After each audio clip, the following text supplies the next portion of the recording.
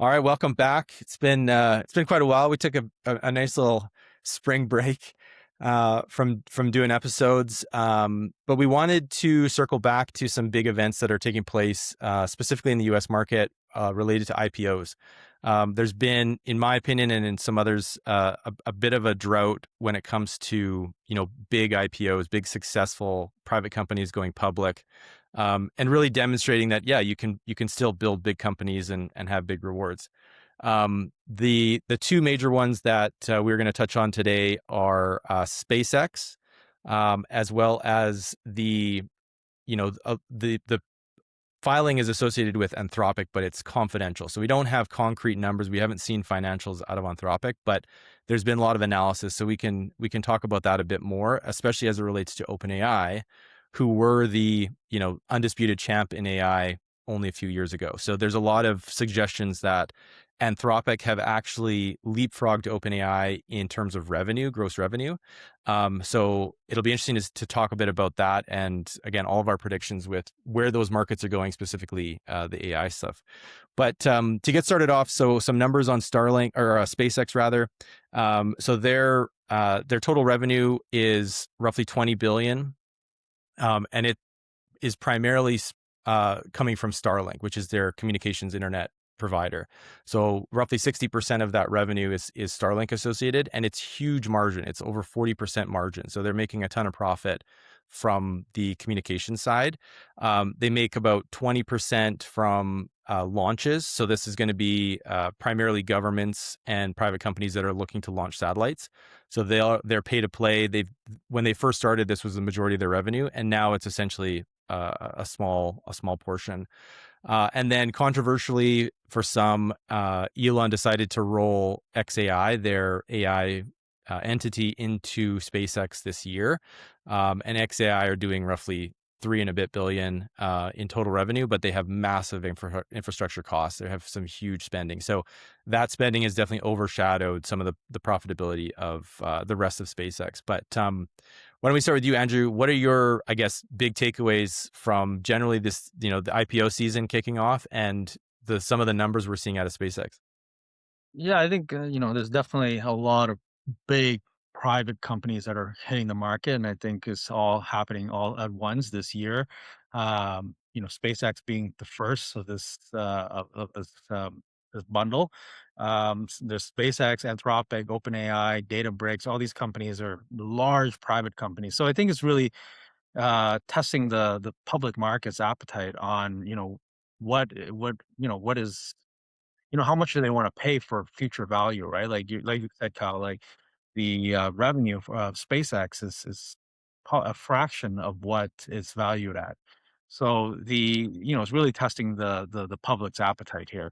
And I think what's interesting is that, is the public gonna really invest in this future infrastructure, right? SpaceX is quite an interesting one. Because it's not really just a rocket company.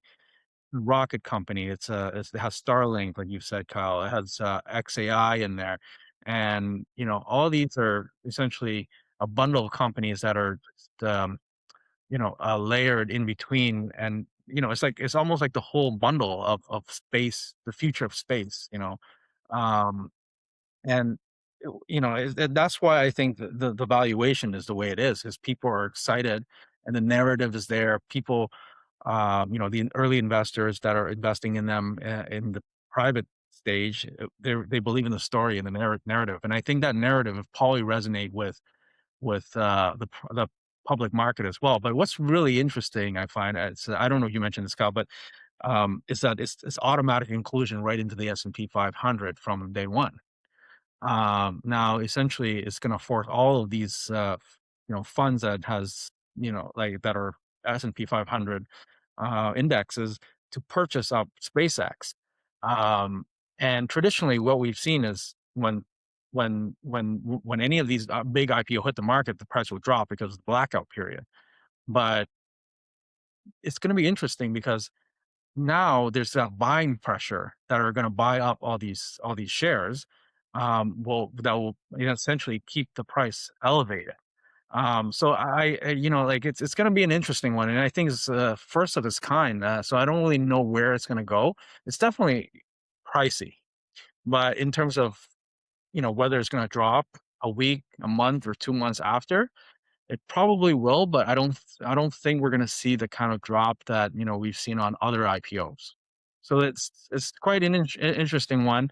Um, and the other IPOs are also very interesting too. But SpaceX being the one that's the closest to us, it's going to be very interesting to see how the public actually react to this. What do you think, Mike?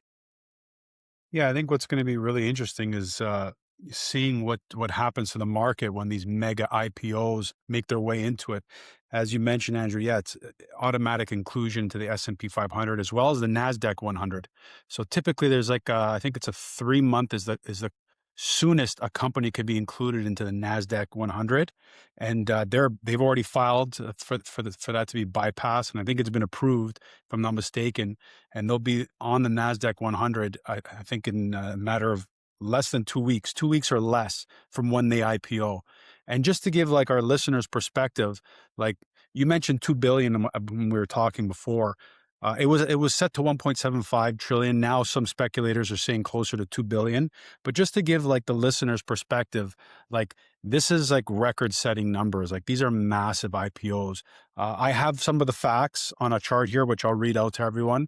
Um, the last really large IPO that we saw, to give perspective, was in 2012. That was Facebook Meta at 104 billion.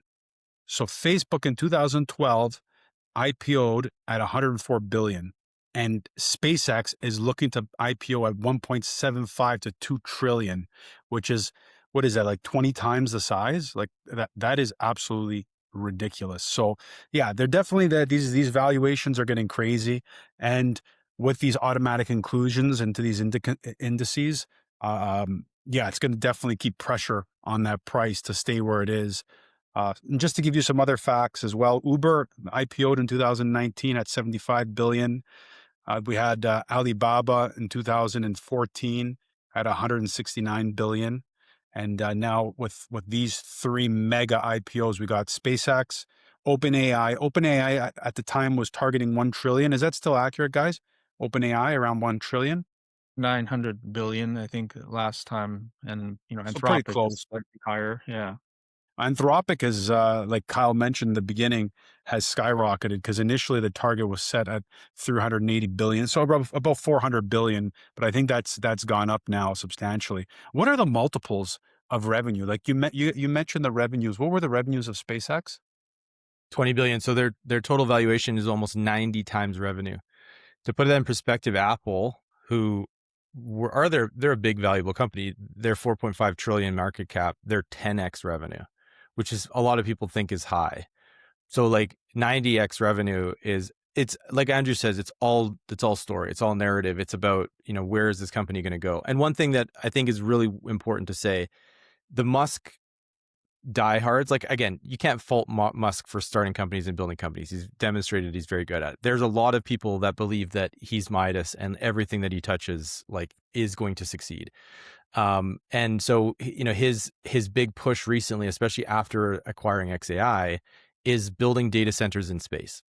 And specifically, he wants to establish a base on the moon and use that as essentially a jumping point for interstellar travel or interstellar development. So he's got, and there's a couple of videos, there's a lot of well thought out engineering behind it to say why this is about, a good plan. And when it comes to compute costs and, energy and everything, like essentially you'd be building data centers that are powered by solar. And it's far easier because of the gravity of the moon, it's far easier to actually launch from the moon versus Earth. So you're essentially reducing the cost of propulsion fuel by like a factor of like 90. So there's a lot of legitimate good reasons to do what he wants to do, but it's such a humongous swing. Like it's absolutely insane. But a lot of people are like, hey, if he pulls it off, like Well, there's no Well, it's insane. I think debating. there's There's no there's debating that Elon's made a lot of investors a significant amount of money. So there's no debating that. And I think it's, the space story is exciting, right? Like, I think the whole story around space is very exciting. I've been very excited about space and I've been very bullish on it for a very long time before this whole Since you were 4. yeah, like, It's actually, the since I next was in high frontier, school, the final since I was in frontier, high Andrew. school, there was a project, that I did outside of school. Was trying to build a space station.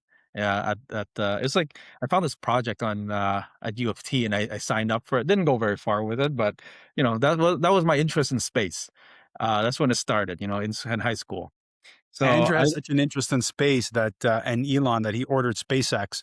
I mean, he ordered for our office. He ordered Starlink.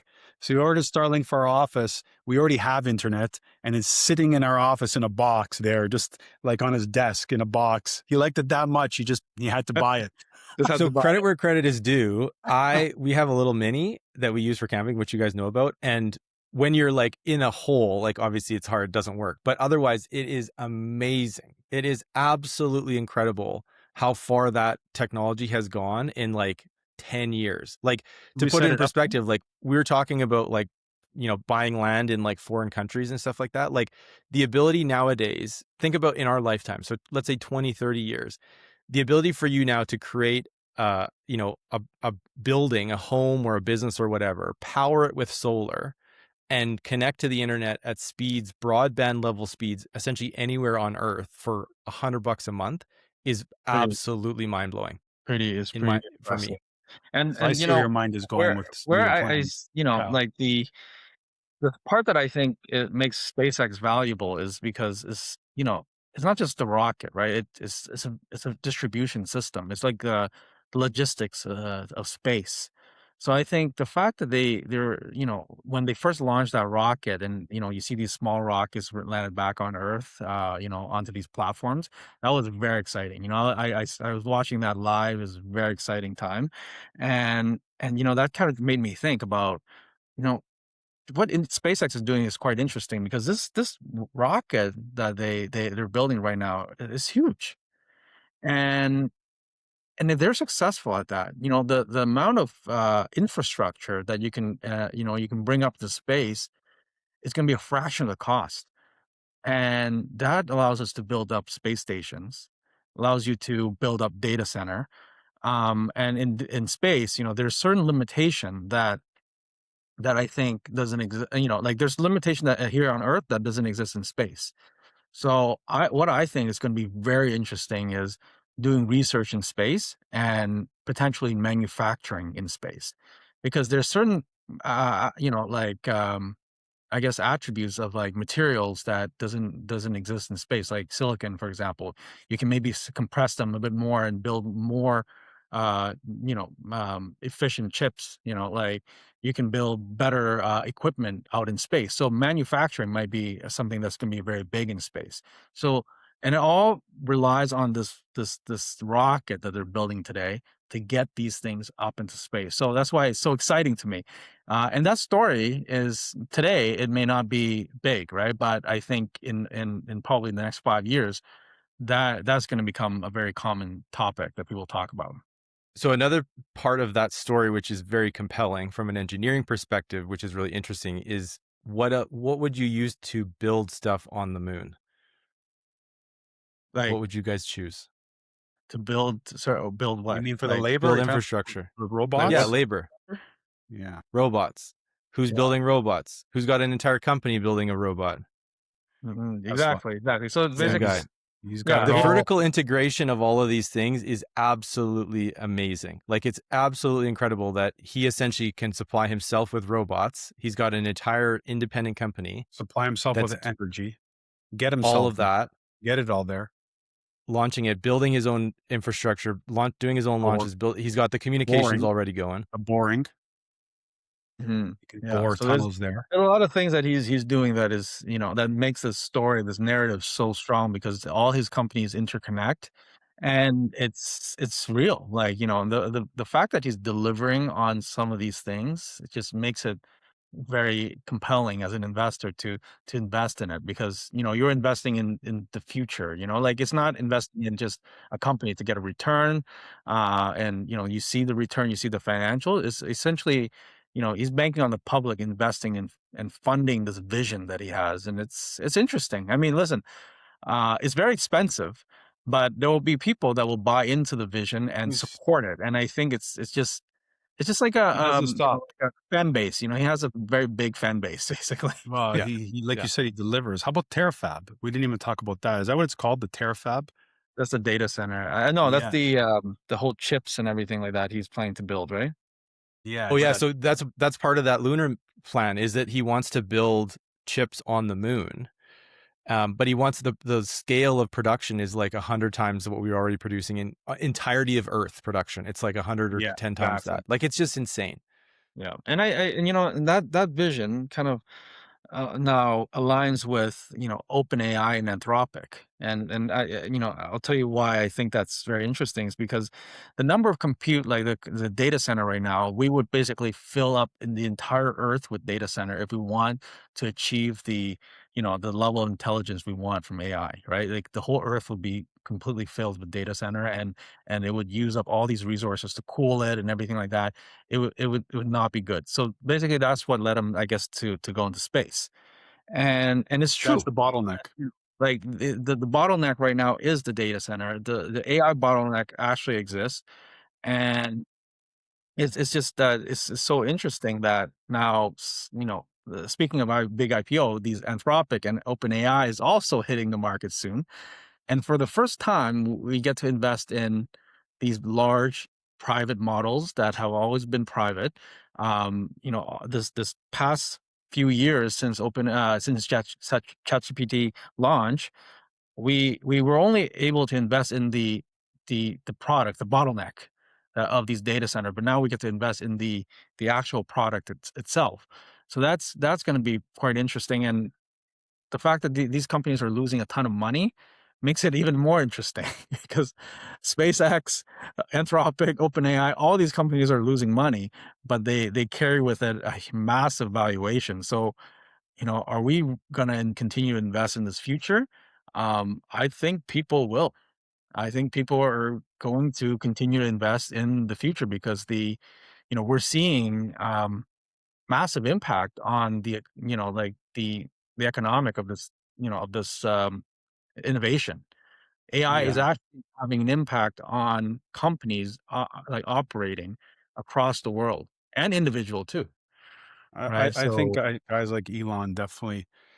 You need those trailblazers to take things to the next level. Like think about AI. AI, how it learns nonlinear. It learns exponentially at an exponential pace. However, AI is linear. The reason being is because of the bottleneck and the friction point being the data centers. So AI can only, ramp up as quickly as you can deliver compute power. And if that's a choke point right now, which it is, the choke point is the GPUs, the memory, these data centers, how the data is being transitioned. Andrew, we talk about this, how the data is being transmitted.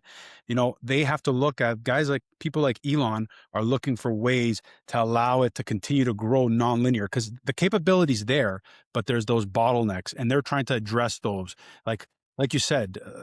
These data centers are a massive drain right now, and there's starting to be there's a lot of pushback against these data centers. People are petitioning residents, localities and municipalities are petitioning against data centers coming into their community because they're sucking up all kinds of fresh water, all kinds of energy. They're putting out heat. So, that's going to be that one item that could really slow down the trajectory of AI. So how do we address that?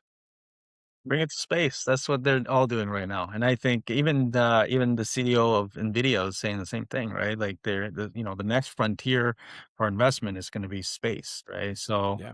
I Well, yeah, let's talk about Anthropic. So this ties into again their business model. I think we don't have concrete numbers, but some of the speculative numbers I've seen are they're right around 30 billion revenue annualized.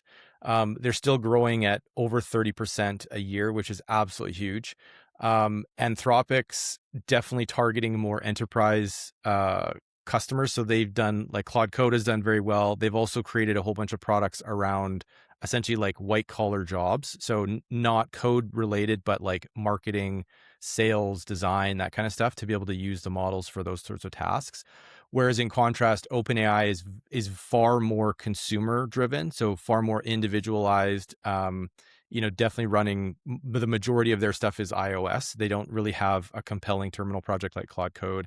They definitely are trying to go, knock for knock with these products, but it's just the adoption is very, very different. Now, again, speculated revenue from OpenAI is just about the same, 25 billion or so. They're still growing very quickly. Both of them have raised right around 900 billion private total valuation. So we can anticipate that it's going to be at least that.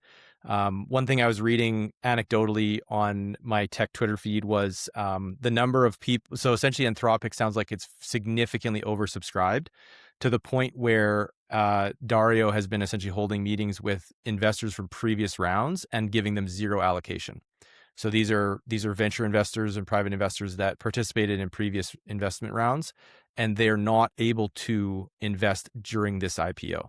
They're being given a zero allocation, which is, I'm no expert, but like that's pretty rare. So that suggests that there's way more demand than we anticipate, and so the valuation is probably going to be pretty crazy. But again, speculatively, the profit is very low. So they're running, we anticipate roughly about 5% operating margin. So they're spending still a huge amount of money on compute, to your point, Mike. And significantly, the difference between Anthropic and OpenAI are trying to own the stack. They're trying to build their own infrastructure. They're using it with a bunch of third-party investors like Oracle and so forth. But they definitely want to integrate the hardware into their own business. Whereas Anthropic are signing huge deals on the hyperscalers like Amazon and Google. So I believe they have a $100 billion contract with Amazon. They have a $200 billion contract or something like that with Google. Like they're spending a huge amount of money. Now, I think the challenge with any business is which is the right strategy, right? If you're going to be, generating revenue is one thing and growing this product is one thing, but like, how do you deliver the product and the service? Are you paying some third party to manage the data center and build it for you? Or are you going to go through the headache of trying to build out the infrastructure to support yourself? And I would just add, I think you guys are both right in the sense that the data center, the compute is the bottleneck, but the bottleneck of the compute is the energy. I think there's far more chips, there's far more infrastructure available than we can actually power, or the ability to build the infrastructure is dependent on the ability to power it. And I definitely, coming back to the space argument, like that's not going to go away anytime soon. And the public is definitely not behind it based on what's happened so far. So anyways, like Andrew, what are your thoughts on like the AI, the business model and all that? Yeah, I think it's definitely interesting. I definitely like to see some of these companies doing well because I love AI. Um, Couldn't but tell. what I think is people are not really, like it's a very challenging business, like Anthropic and OpenAI. The way they have to kind of think about this is they have to really, I guess, look farther into the future and seeing what is that compute demand is going to look like, right? So they have to buy up all these compute right now, and they have to kind of predict whether the compute is going to be enough for that future demand, right? As people start getting onboarded and start using more and more AI, and we're starting to use more advanced models, how can they truly predict that? So they're just buying right now, like you're saying, Kyle. They're just signing crazy deals. They're just buying up data centers. They're just basically prepping for this future. And but what's crazy is the caution is we don't really know um, if this whole this whole product that they're producing, the cost behind it, people don't really know what's this real cost behind it. It's just going to be enormous. And is it going to be once they get everybody onto their platform, like all these enterprise companies onto, say, Claude, at that point, you're so reliant on it, it becomes dangerous that you get off of it. So at that point, they have this control over pricing and over basically the companies that relies on their products. So it is scary in that sense. I think because we know that it's going to be very expensive to power these models. So at some point prices will go up, but at what point they will do that is going to be a big question in the future. And that's that's that's what I think. There's two things: the market valuation, how the public will actually value these shares, and what companies will do. Because I think maybe at some point they will probably start shifting to private models at some point as well. because that is available. And at some point, the computers will have to get strong enough, and if they can build private servers, and the cost of it makes sense, some companies will probably move to private, models, right, and open Yeah. source models. Yeah. So I just want to add something interesting. So, Mike, I'm curious your input. This one of the things that a commentary I read about this, which was very compelling, was this has a lot of parallels to the EV revolution. There were a lot of companies, and they frankly they spent a ton of money, partially because there was that initial demand. I'm a big vehicle guy, but one of the major examples was Ford's F-150. I don't know if you guys remember this. When this was launched, it was essentially sold out in like 2 months.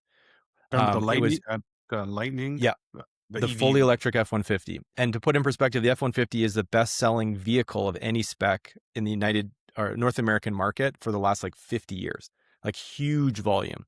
Anyway, so they had this initial run of production for this fully electric pickup truck, and the market went absolutely insane for it, to the point where I think they tripled production. They shut down a whole bunch of production lines. They spent something like 2 billion investing in new manufacturing capacity, tooling, everything to build more of these trucks. You fast forward to today, I think that was 4 years ago, 5 years ago. You fast forward to today, they've entirely scrapped that vehicle. They can't sell them. They have stopped making them, and they've committed to redeveloping it as like essentially a combustion recharging vehicle. So there's going to be an engine that recharges the batteries because of range anxiety, and you can't tow with them, and they're not great in the winter. Anyways, it's done a total 180. And it's crazy because they're one of many companies. Porsche posted it first time in whatever 100 years. I think a loss or a very near loss. They wrote off over $1 billion in their electric strategy. Anyways, the point being, this sort of commentary was very much like this never materialized. There was a ton of demand, objective demand. People were excited about stuff. It was novel. You thought that it was going to be this revolution. It never happened. And as a result, these companies spent huge amounts of money on infrastructure trying to deliver a product that there was no demand for. So, Mike, do you think that given these incredible infrastructure costs, do you think that demand will ever get to the point where it can rationalize this sort of spending? Yeah, well, that's a great comparison, Kyle. I think one of the reasons why some of these EV vehicles didn't take off is because the infrastructure for charging is not there. So that is a big reason. Tesla's been able to do so well because they pre-built that infrastructure. And they continue to invest heavily into the charging, superchargers. So that was, I think, a big problem for a lot of these other manufacturers that are getting into EVs, such as Porsche and Ford. But they're still pushing hard on other lines of business, other electrical vehicle lines of business. So it's just a matter of catching up. Now, if we circle that back to AI, I do think there'll be demand there, and the reason why there's going to be the demand is because you guys both said it earlier. I think it's the enterprise need for AI, and that is a big consumer of it. And even though we're investing, trillions of dollars, these companies are investing trillions into infrastructure to get this up and running. They have a big consumer, a very hungry consumer, and Anthropic is becoming the benchmark for enterprise consumers. So if they can continue to capitalize on that and nurture it and grow it, it'll be a good test. I'm not saying for sure it's gonna catch up and the demand will be there, but this will be the test, because if Anthropic can pull this off and they can really harness that enterprise customer and drive profitable revenue from it, then they've proved out the model for others. What do you guys think?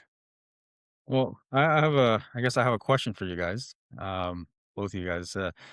If these companies are going public at $1 trillion valuation, and this seems to be the norm now, and it's only like what, a little bit over 10 years from the Facebook one, which is 104 billion, you said, Mike. How much upside do you realistically think is left for public investors? Yeah, that's a great question. I know the initial investors, like we've talked to a few, Andrew and I, Kyle, I'm sure you've talked to a few. The initial private investors are going to make a killing, depending on when they got in. There's some early and mid-stage investors in SpaceX and OpenAI that are going to probably 20, 30, 50x their money easily. But you're right, Andrew, for the general public that's getting in post post public offering, I, I don't know. Like Like, how much more are we room going is to in see a $10 trillion company?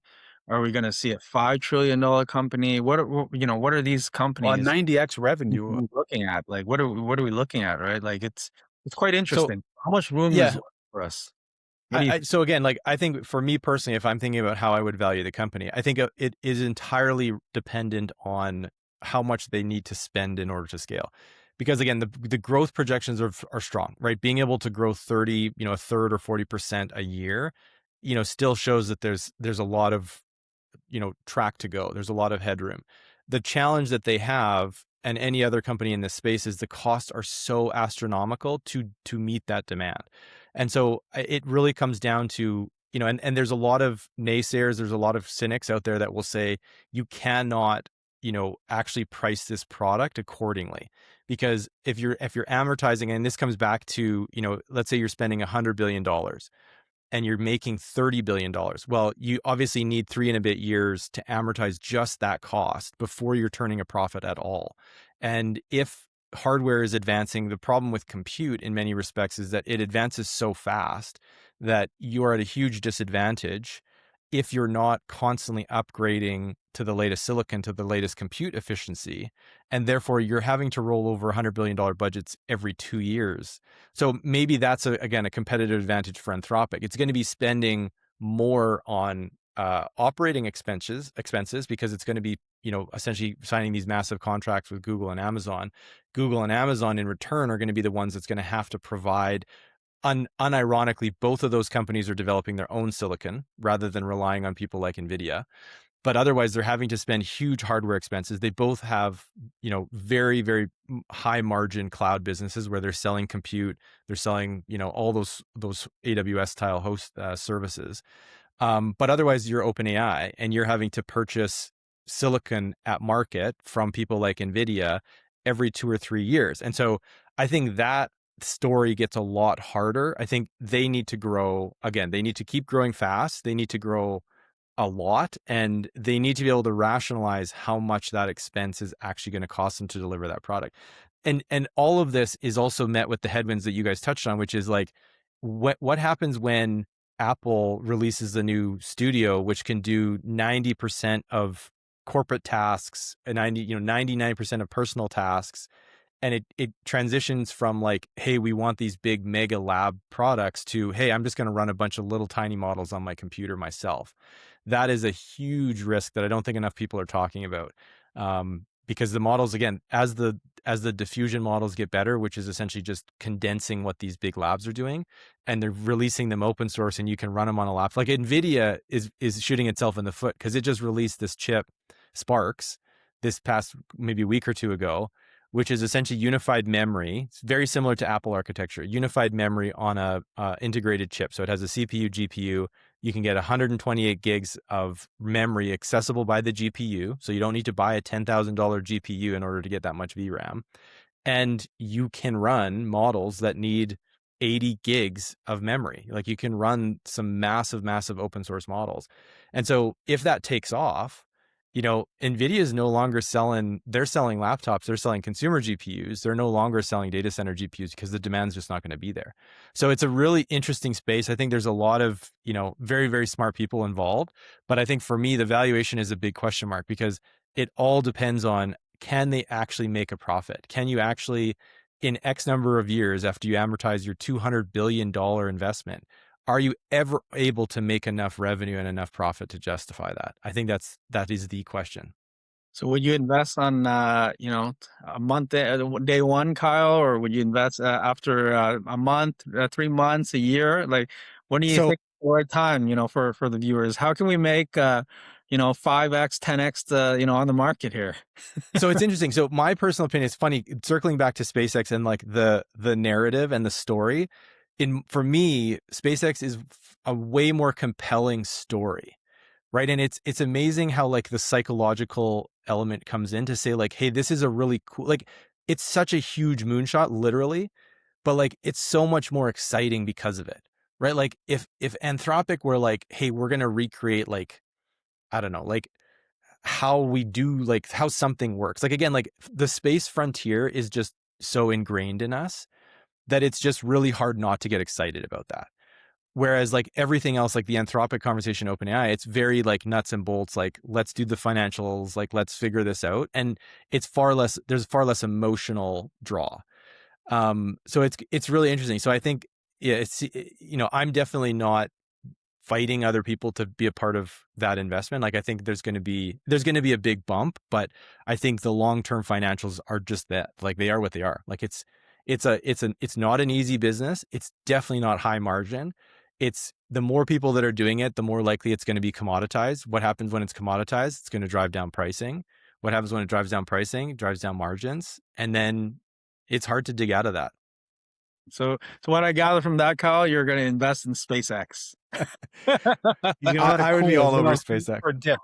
He's gonna wait for the IPO and all the excitement to fizzle down a little bit, and then he's gonna sneak in there at maybe 1.8 trillion valuation.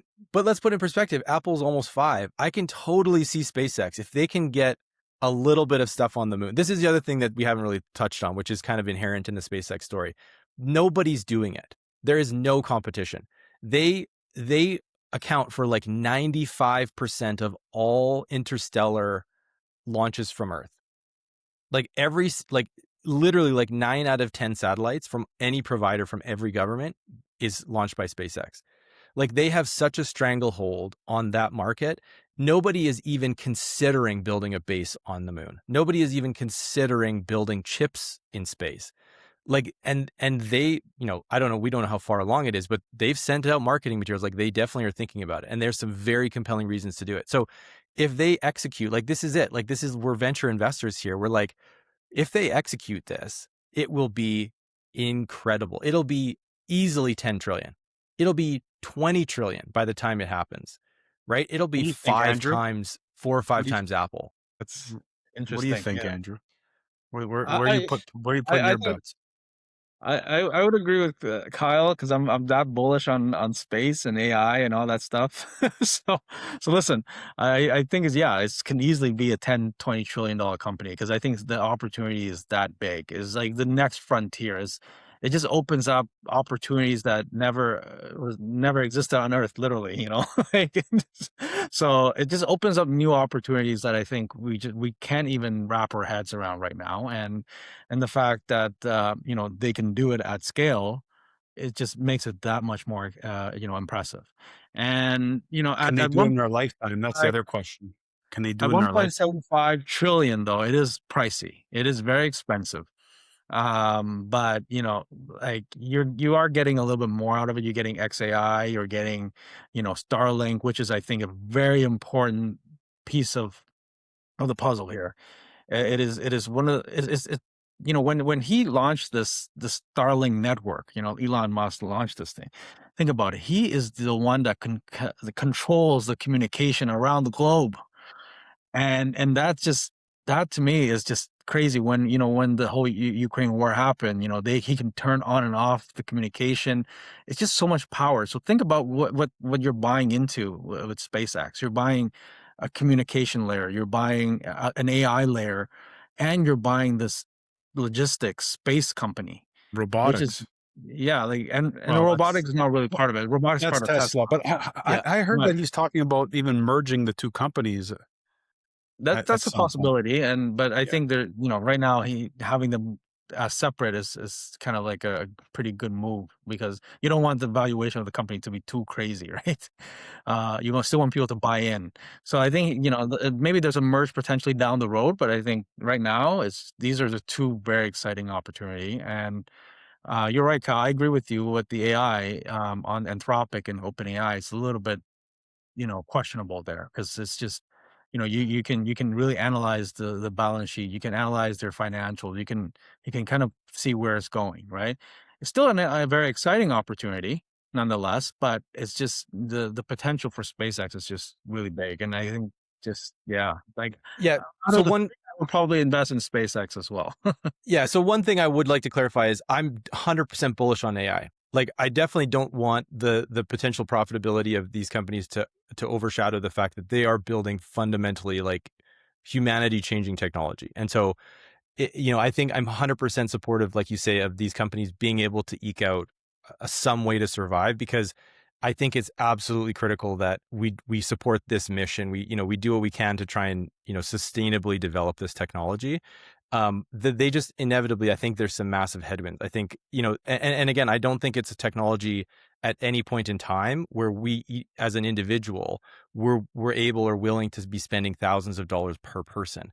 And I think that's really, that's kind of where the scale, that sort of level of cost, it requires some huge spending across the board.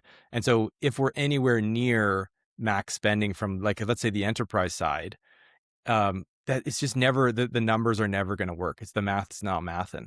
And so it's anyways, it's going to be an interesting story to watch. And I'm definitely like supportive and optimistic and bullish on the technology. And I hope they can pull it off. It's just going to be, it's going to be hard. Yeah. So there's two One day, areas that are worth paying attention to, right? Is one area is essentially the actual AI bottleneck, right? All the hardware stuff, because no matter what you do, these companies can be trillions, $5 trillion, but the bottleneck will always be there because we know that compute and that inference cost is so high. The other part of it is, I think, people need to start looking away from SpaceX and looking at all the supporting companies that are actually supporting SpaceX mission. So there's a lot of companies out there that, there's like a company in Canada as well that are doing space, basically products and infrastructures and things like that. For example, MDA Space, they built the Canadian Arm, like basically there's a lot of companies that are also supporting that whole SpaceX vision and mission. And I think is that to me is going to be a great opportunity to look into. Right now, all the space companies can get access to this capital that and the spotlight that they didn't get before. So Yeah. that's gonna be very What were you going to say, Mike?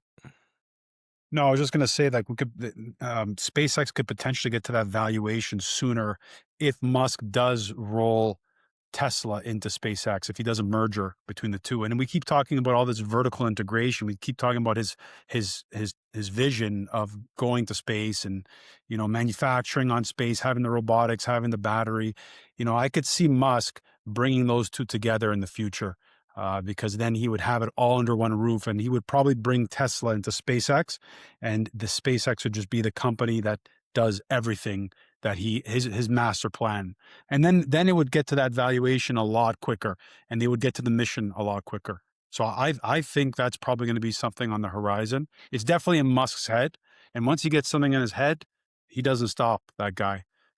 So that'll be interesting to see. But I think we need to play some Star Trek music for our next podcast for you too. We need to end with some Star Trek music.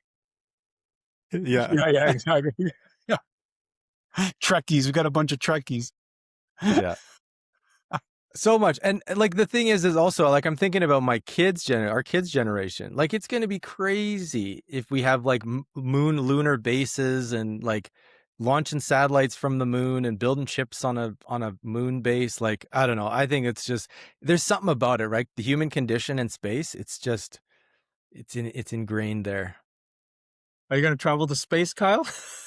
That's You know what? I've never actually had that appetite, but that's the other thing that a lot of people have, even Musk has talked about. He's like, if it's, essentially if costs come down, it'll be commoditized, like, yeah, like everybody and anybody to just go to the moon. And I would definitely do it. Like, I think it would be, yeah, I would do it. I'm not one of these guys that's like, I'm going to spend my entire life savings on it. And it's like my reason to live, but it's definitely far more appealing than going to see the Titanic at the bottom of the ocean. It is. It is. So you might be able to go to a space station because they're commercializing a bunch of space stations. So Yeah. that might be a possibility.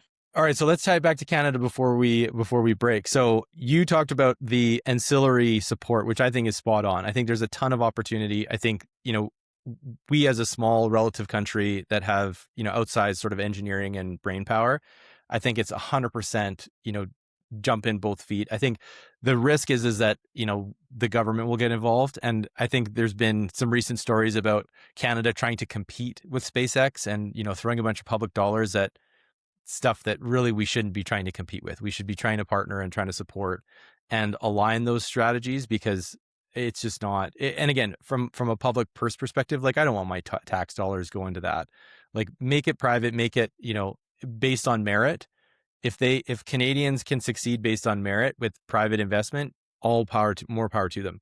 But I don't think that we need to say, oh, this is a Canadian government imperative, and for our sovereignty, we're not allowed to buy SpaceX. We have to use our own, Canadian kit. Like that doesn't appeal to me at all.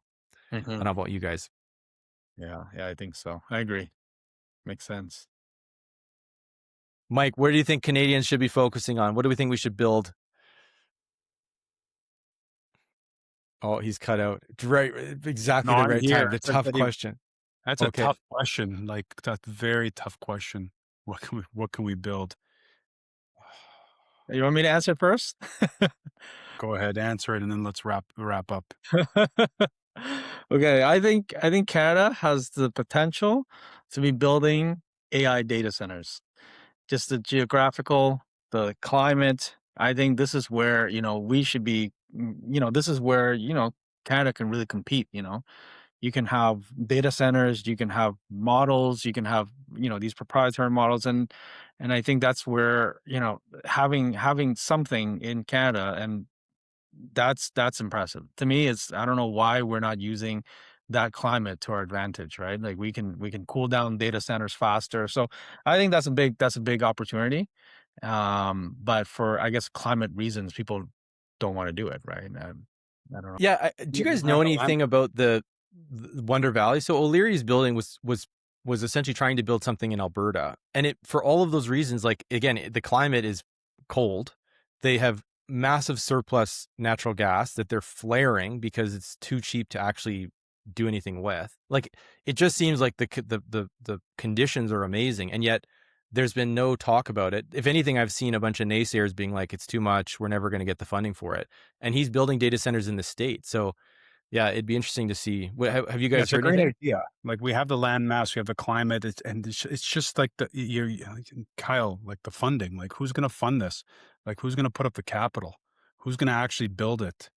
That's the challenge. That's where I have a hard time wrapping my head around. Well, you need to invite them in, right? You need to invite in these guys that are building out data centers, and invite them in, give them incentive. Just like the Chips Act in the U.S., right? Like give them incentive to build data centers in Canada. Aren't there restrictions around foreign companies investing in Canada, though? Like, I think that might be part of the problem. We should do some research for next episode. We could call O'Leary, get him to come on. But no, like, there's always been restrictions about foreign ownership. But like cell phone companies, remember T-Mobile was trying to come into Canada, and then they're like, this is just not enough in it for us. So I think that the big issue is that there are far bigger incentives in the US, and the typical Canadian model, there's tons of regulatory red tape. There's tons of restrictions on who can invest and how much.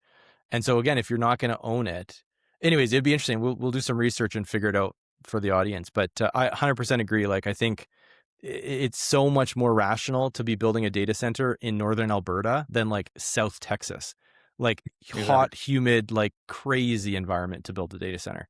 So anyways, we'll wrap it there. Thanks for joining us, and we look forward to chatting with you on the next one.